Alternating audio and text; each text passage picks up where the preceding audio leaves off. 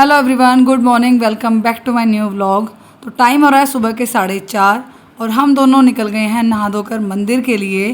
काफ़ी ज़्यादा अंधेरा रहता है, जो दूसरा रास्ता था ना जिसको हम पहले जाते थे उसको अंधेरा रहता था और डर लगता था, तो इसलिए हम गए हैं बाईपास से। जो नया बाईपास है ना हमारे गांव के पास, उससे गए हैं, क्योंकि ऑन रोड जाने से ये फ़ायदा कि सवारी चलती रहती हैं और उतना डर नहीं लगता है। तो बस इसीलिए आज हम इस रोड को गए हैं, उधर बिल्कुल नहीं गए हैं। तो पहुंच गए हैं हम मंदिर, और देखिए मंदिर बिल्कुल खाली पड़ा हुआ है। सावन में जब हम आते थे ना तो बाइकें ही बाइकें रहती थी यहाँ पर, बिल्कुल भी जगह नहीं रहती थी, गाड़ियाँ खड़ी रहती थी। लेकिन हमारी बुलेट बिल्कुल आज जाकर रुकेगी मंदिर के सामने। अब पूरे सावन में कभी भी हमें यहाँ खड़े करने का मौका नहीं मिला अपनी बाइक को, हमेशा पीछे पार्किंग में ही खड़ी होती थी। तो बस पहुँच गए हैं हम मंदिर, शिव जी पर जल चढ़ा दिया है और परिक्रमा भी कर ली है। अभी मुझे ना दिख गई ये शॉप, ये मंदिर के जस्ट साइड में ही बनी हुई है। यहाँ पर ना बहुत छोटे छोटे से गमले बने हुए थे पत्थर के। मैंने कहा इनको देख के आती हूँ, तो बस उनको देखने चली गई। आते ही हमने दिया सूर्य भगवान को जल। सबसे पहले मोहित ने दिया, उसके बाद फिर मैंने दिया। सुबह सुबह उठकर ना अलग ही एक एनर्जी सी फील होती है। वैसे तो हम दोनों डेली ही 4 बजे उठते हैं, लेकिन जिस दिन हम पूजा करते हैं या फिर हम मंदिर जाते हैं ना, तो उस दिन अलग ही कुछ फीलिंग रहती है।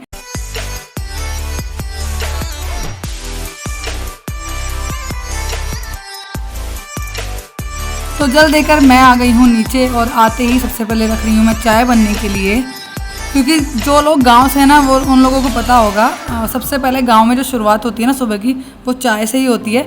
आई थिंक शहरों में भी लोग सुबह उठ के चाय ही पीते हैं, लेकिन यहाँ पर तो ये एक तरह से रूल ही है कि सुबह उठेंगे बाद में पहले चाय पियेंगे।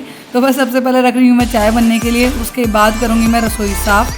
ये बाल्टी बाहर रखी होती है, इसमें खल भीगती है ना, तो इसको भी ले आई हूँ क्योंकि बर्तन मांजने वाली हूँ। तो मैंने कहा इसको भी साथ के साथ मांज देती हूँ। तो सारे बर्तन जितने मजे हुए हैं रात के, उन सभी को जमा दूँगी पहले रैक के अंदर, क्योंकि जगह हो जाती है जो बर्तन अभी मांजने हैं उनको रखने के लिए। और अगर इनको अंदर ना जमाओ ना तो बहुत सारे बर्तन हो जाते हैं, फिर वो नीचे ना सिंक में गिरने लगते हैं, तो उससे बड़ा अजीब सा होता है, शोर होता है सुबह के टाइम बहुत ज़्यादा। तो इसलिए एक एक करके सारे बर्तन सबसे पहले रैक में रख देती हूँ। जितने बड़े बर्तन हैं उनको अलग रख देती हूँ, छोटे बर्तन रैक के अंदर आ जाते हैं। तो बस सारे बर्तन समेट दिए हैं मैंने। अभी सबसे पहले करूँगी मैं ये बाल्टी को साफ़, बाल्टी को मांज कर साफ़ करके इसमें पानी भर के रख दूँगी, क्योंकि भैंस का दूध निकल कर आता है इस बाल्टी के अंदर। और सुबह के टाइम गंदी रहती है, मतलब गंदी भी नहीं रहती है, बस हल्की हो ही रहती है, तो इसीलिए मांजनी पड़ती है। और सासू माँ दूध निकाल के लेके आएंगी तो अपने इसी को उठा के ले जाएंगी।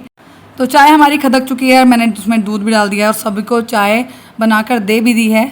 बर्तन मैंने काफ़ी सारे साफ़ भी कर दिए हैं, अभी कुछ बचे भी हुए हैं। तो अब बारी है गैस को साफ़ करने की। गैस का जो दूसरी साइड वाला बर्नर है उसको तो मैं साफ़ कर चुकी हूँ पहले ही, लेकिन जिस साइड चाय बन रही थी ना वो बचा हुआ था, तो उसको मैंने अभी हटा के रख दिया है। तवा भी उठा के रख दिया है और फटाफट इसको कर लूँगी मैं साफ़। पहले गीले कपड़े से, फिर सूखे कपड़े से अच्छे से साफ़ करके, और स्लिप को करूँगी उसके बाद साफ़। ये डेली का काम है मेरा, मतलब सुबह उठ के चाय बनाने के बाद सबसे पहले रसोई ही साफ़ होती है, बर्तन साफ़ होते हैं, पूरी रसोई को समेटा जाता है, उसके बाद ही मैं झाड़ू लगाती हूँ। क्योंकि जब हम स्लिप साफ़ करते हैं, बेशक रात की स्लिप कितनी भी साफ़ हो, फिर भी थोड़ा बहुत छोटा मोटा कूड़ा निकल ही आता है। तो जब मैं स्लिप साफ़ करती हूँ ना तो थोड़ा बहुत कूड़ा नीचे गिर ही जाता है। मैंने कहा इसको झाड़ू के साथ ही इकट्ठे ही साफ़ करूँगी। तो बस हो गई है स्लिप साफ़। अभी जो बर्तन अब दोबारा हुए हैं ना उनको मांज रही हूँ।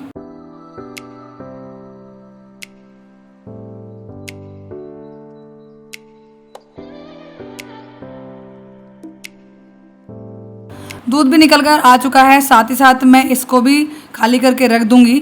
तो पहले बर्तन साफ़ कर लूँगी, इसके बाद बाल्टी को खाली करके मांज के बिल्कुल साफ़ करके बाहर रख दूंगी।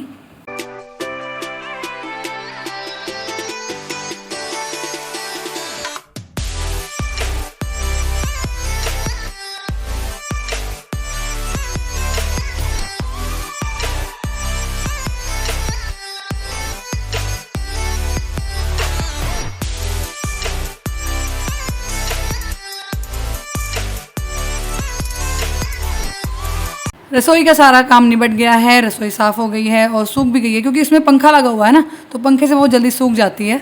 अभी लग गई हूँ मैं झाड़ू लगाने के लिए, और मैंने ओढ़ी हुई है ये शिफॉन का दुपट्टा। ये शिफॉन का दुपट्टा ना वैसे तो मुलायम है, लेकिन फिर भी इसमें गर्मी लगती है। मैंने कहा अब एक दो काम है, इनको निपटा कर ही दुपट्टा चेंज करूँगी। मैंने कहा अब क्या ही रूम में जाऊँ, पहले सारा काम ही निपटा लेती हूँ। मेरे साथ ये प्रॉब्लम है, अगर मुझे काम दिख रहा है तो मैं और चीज़ें भूल जाती हूँ। पहले सोचती हूँ कि ये काम सारा निपटा लूँ। यहाँ तक कि सुबह मॉर्निंग में ही मैं एक मग पानी पीती हूँ, वो तक भी मैं भूल जाती हूँ। मैंने कहा सारा काम ख़त्म करने के बाद ही उसको आराम से रिलैक्स होकर पीऊँगी। तो अभी झाड़ू लगा दिए सारे बरामदे में, जीना भी लगा कर ले आई हूँ।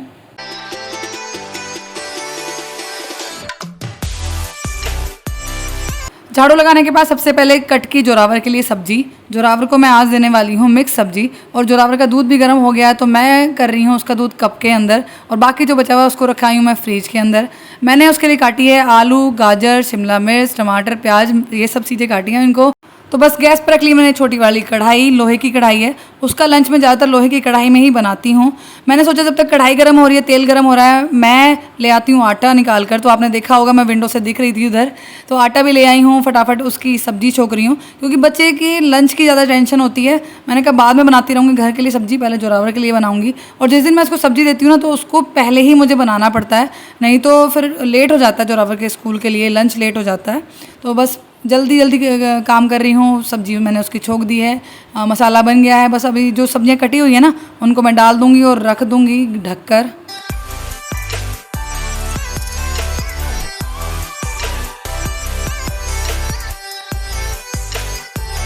तो जोरावर के लंच के लिए सब्जी तैयार हो गई है, कढ़ाई मैंने उतार दी है। मैंने सोचा कि पहले ना इसको टिफ़िन में करके रख दूंगी क्योंकि थोड़ी हवा निकल जाएगी। अगर गर्म सब्जी मैं पैक करके रख दूंगी तो कई बार वो ख़राब हो जाती है। तो जितनी मैंने जोरावर को देनी है लंच में, उतनी मैंने टिफ़िन में करके रख दी है और चला दिया है पंखा ताकि ठंडी हो जाए। और तब तक मैं बना लूँगी जोरावर के लिए रोटियाँ। मैं उसको सब्जी के साथ रोटी ही देती हूँ, पराठा देना पसंद नहीं करती हूँ। तो बन गई है चपाती भी। सबसे पहले गाय की रोटी मैंने निकाल कर रख दी है। जोरावर के लिए 2 चपातियाँ बनाई हैं छोटी छोटी सी। और जैसे आटा वगैरह बिखर जाता है ना, पलेथन बिखर जाता है, तो उसको मैंने साथ के साथ साफ़ कर दिया है। अभी उसके लिए 2 रोटियाँ फटाफट सेक लूँगी और उनको घी लगा कर ना फट से फोल्ड करके उसके टिफ़िन में पैक कर दूँगी।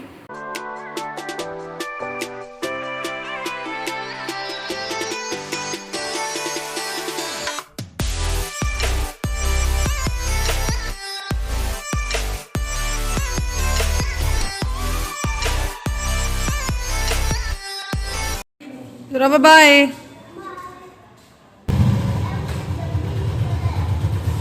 टाटा। जोरावर को भेज दिया है मैंने स्कूल और आ गई हूँ फिर से रसोई में। अभी मैंने दोबारा से वही कढ़ाई चढ़ा दी है जिसमें जोरावर की सब्ज़ी बनाई थी, उसको कर दिया है मैंने एक कटोरी में जो बची हुई है। आकर जब स्कूल से आएगा ना तो खाना खा लेगा। वैसे तो स्कूल से आके वो नहीं खाता है, लेकिन बाई चांस मांगने लग जाता है तो उसके लिए उसकी सब्ज़ी होनी ज़रूरी है, तो इसलिए कटोरी में करके रख दी है। अभी कढ़ाई में डाल दिया है मैंने तेल और मैं बनाने वाली हूँ करेले की सब्ज़ी। करेले मैंने पहले ही फ्राई कर लिए थे और प्याज भी भुन गई है, और करेले और प्याज दोनों मिक्स करके ना सारे मसाले डाल दिए हैं। अभी रख दूंगी मैं इनको ढककर। टाइम हो रहा है 8:30। मैंने कहा अब साथ के साथ रोटी भी बनाई देती हूँ क्योंकि आटा पहले से ही गुंदा रखा है। तो मैंने करेले वाली कढ़ाई जो है ना वो कर दी है दूसरी साइड, दूसरे बर्नर पर रख दिया है और इस पर चढ़ा दिया मैंने तवा। सारे मसाले के डिब्बे जो मैंने खोल के रखे थे उनको बंद करके लगा दिया है रैक के अंदर। और ये जीरा पॉलीथीन में रखा हुआ है बचा हुआ।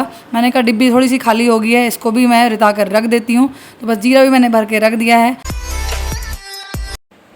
तो अभी टाइम हो रहा है सुबह के 10 और अभी हम खाना ही खा रहे थे मैं मोहित। तभी एक कॉल आया, पार्सल था तो किसी का कॉल आया। तो मैं कहने लगी ना तो मैंने कोई ऑर्डर किया है ना आपने कोई ऑर्डर किया है, क्या पार्सल आ रहा है वो भी आपके नाम पर। तो मोहित लेने गए उसको और जब लेकर आए हैं तो देखा, मतलब मैं सरप्राइज़ रह गई जब मैंने देखा है कि क्या आया है।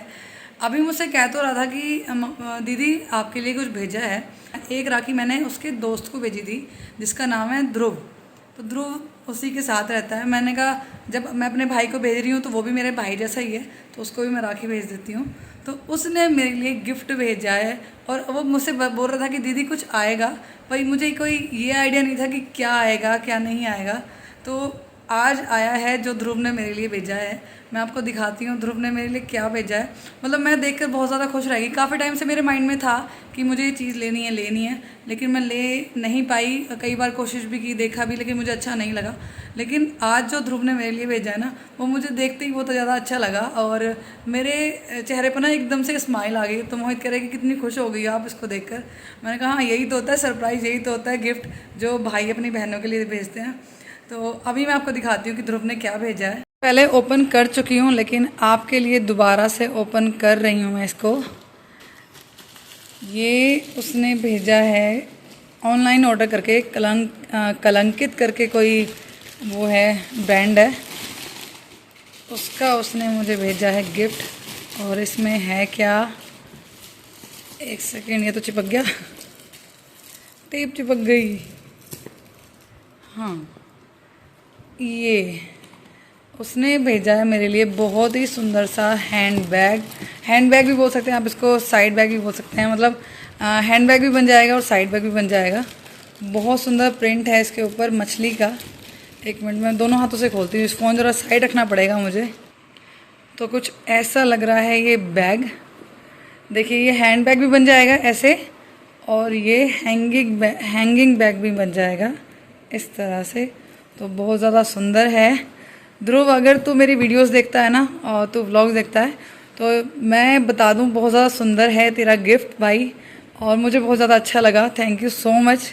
मैंने एक्सपेक्ट नहीं किया था कि मुझे मेरा कोई भाई ऐसे ये चीज़ दे देगा। बहुत ज़्यादा सुंदर लगा मुझे, इसका ये प्रिंट भी बहुत ज़्यादा अच्छा है। Thank you so much. बहुत ज़्यादा सुंदर है ये गिफ्ट जो मेरे भाई ने मेरे लिए भेजा है। तो जितना थैंक यू बोलो उतना कम है क्योंकि लड़कियों को ऐसी चीज़ें अच्छी लगती हैं और मुझे ये बहुत ज़्यादा अच्छा लग रहा है। आप लोगों को कैसा लगा मुझे कमेंट करके ज़रूर बताना। आप लोगों के भाई ने आपको क्या क्या गिफ्ट दिया है मुझे ज़रूर बताना कमेंट करके। तो बस इसको देख के मैं हो गई हूँ बहुत ज़्यादा खुश अब इसको मैं संभाल के रखूँगी। मोहित बल्कि ये कह रहे थे कि इसको जोरावर देख लेगा तो वही इसको टांगे घूमेगा, वही ले घूमेगा। मैंने कहा कोई बात नहीं, थोड़ी देर खेलेगा उसके बाद छोड़ देगा। मैं जहाँ भी जाया करूँगी अब इसको ही लेके जाया करूँगी। इसमें फ़ोन, छोटी मोटी चीज़ें अपनी रखी जाया करेंगी, स्टोर हो जाया करेंगी। मैंने कहा बहुत ज़्यादा बढ़िया है, इसको मैं बहुत संभाल के रखूँगी। तो टाइम हो रहा है शाम के 5 और मैं आ गई हूँ छत पर। हमारी अनाज की टंकी जो ना, अनाज की टंकी वो रखी हुई है ऊपर छत पर। तो उसमें से निकालनी है गेहूँ, पीसना करना है। वैसे तो मैं हर बार गेहूँ धुलकर ही आटा पिसवाती हूँ, लेकिन अभी क्या है ना, बरसात चल रही है, डेली के डेली बरसात हो रही है, तो गेहूं का सूखना बहुत ज़्यादा मुश्किल है। पहले ही मैं 2 बार पछताई थी जब मैंने 2 कट्टे गेहूं धुली थी ना, उसने बहुत ज़्यादा परेशान करा था। मैं अब की बार ना चांस नहीं लूँगी बिल्कुल भी। इस बार मैं बरसा कर पीसना भेज दूँगी। नेक्स्ट टाइम जब अगले महीने थोड़ा मौसम सही रहेगा ना, तब देख लेंगे, धुलकर भेज देंगे। तो ले आई हूँ कट्टे को उठवा कर मोहित से नीचे, और चला लिया है पंखा और रख ली है परात, और परात में अनाज भर भर के फटाफट से इसको मैं बरसा रही हूँ, जिससे कि इसका जो कूड़ा और मिट्टी वगैरह होती है ना वो सब उड़ जाती है, निकल जाती है गेहूं के बाहर, और गेहूं हो जाती है साफ़। मोहित को कर लिया अपने साइड में खड़ा। मैंने कहा आप जल्दी जल्दी ना कट्टे से मुझे सिर्फ देते रहो गेहूँ, और मैं जल्दी जल्दी बरसाती रहूँगी तो काम आसान हो जाएगा। क्योंकि कट्टे में से बार बार निकालते हैं ना तो काफ़ी टाइम लग जाता है, और अभी मुझे रोटी भी बनानी है, अभी खाना भी बनाना है। मैंने कहा मोहित बहुत ज़्यादा टाइम लग जाएगा, प्लीज़ आप मेरी हेल्प कर दो। तो मोहित मान गए, उन्होंने मेरी हेल्प करा दी और कर दिया मैंने पीसना। रख दिया है मेन गेट पर ही बांध कर कि जब आप जाओगे तो बुलेट पर रख के ले जाना। किसका है ये? किसने दिया है? कौन से मामू ने? ध्रुव मामू ने। थैंक यू बोलो मामा जी को। थैंक यू मामा जी। हाँ, क्या बोलना है? कैसा लगा गिफ्ट? गिफ्ट कैसा लगा आपको? अच्छा। क्या है इस पे छपा हुआ, क्या है? फिश। सुंदर लग रहा है ना? चलो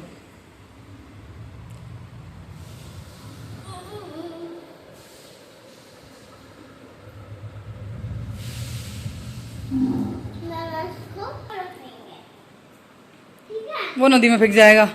स्कूल बैग। अच्छा जी, ये रहेगा, स्कूल जाया करेगा ये। स्कूल जाएगा ये बैग, मैम छीन लेंगी। टाइम हो रहा है रात के 8:30 और मैं आई हूँ अपनी छोटी सी कट्टी को रोटी खिलाने के लिए। मैं इसको डेली एक रोटी खिलाती हूँ। जोरावर भी मेरे साथ आया, लेकिन जोरावर डर रहा है इसके पास आने से कि मम्मा ये काट खाएगी। तो मैं बैठी हूँ इसके पास कि खा लेगी, लेकिन ऐसे नहीं खा रही है। इसको ना मुंह भींच भींच के, जैसे छोटे बच्चों को खिलाते हैं ना, ऐसे खिलानी पड़ती है। तो बस ऐसे नहीं खाएगी तो तू वैसे खाएगी।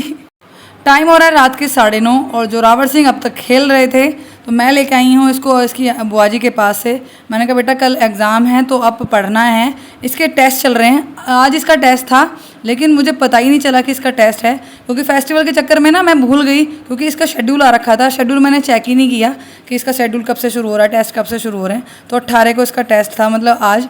लेकिन इसने मुझे आके बताया कि मम्मा आज ना टेस्ट था और मुझे कुछ याद नहीं था, और आपने प्रिपरेशन नहीं कराई, तो मैम मुझे डांट रहे थे। मैंने कहा कोई बात नहीं बेटा, कल इंग्लिश का है तो मैं आपको प्रिपेयर कर दूँगी, सारा कुछ पढ़ा दूँगी। तो मैं लेकर बैठ गई हूँ उसको पढ़ाने के लिए। इसको सारे अल्फ़ाबेट्स पढ़ाने हैं विद स्पेलिंग, तो स्पेलिंग के साथ इसको आज मैं पढ़ाने बैठी हूँ। मैंने कहा कल को जब आपका टेस्ट होगा ना, तो मैम आपको नहीं डांटेंगे और ना ही आपको कुछ भी बोलेंगे कि आप पढ़ के नहीं आए हो।